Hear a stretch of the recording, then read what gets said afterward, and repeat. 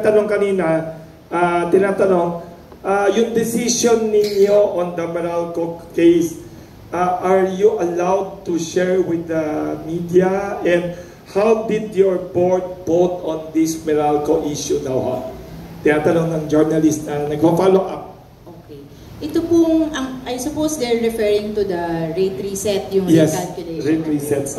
Ni-report naman po namin to dun sa, ay sinama ko naman po dun sa motion for reconsideration na ang naging decision po dito ng komisyon ay actually by majority vote, 3-2 po yung naging botohan. Ito yung Meralco case. Is to dismiss the rate application and consider the, medyo technical po ito consider the 5th regulatory period as a lapsed period.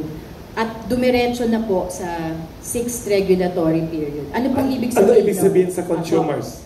Ibig sabihin po nun, hindi gagalaw yung rate ng Meralco hanggang I think it's June 2026, which is the end of the 5th regulatory period. So thank you to you na pinigilan ninyo yung pagtaas agad ulit. Hindi po ito thank you sa akin kasi po 3-2 po, hindi po, nasa dissent po ako. Ang boto ko po ay nasa dissent kayo. Dapat po mag-reset, dapat po mag-review. So yun pong majority ng commission ang bumoto po na wag nang mag-review, dumiretso na lang ng 6th regulatory. So hindi totoo wala kayong decision? Opo, na-action na naman po yun. Split nga lang po kami talaga. Very close, very close. 3-2. Yes.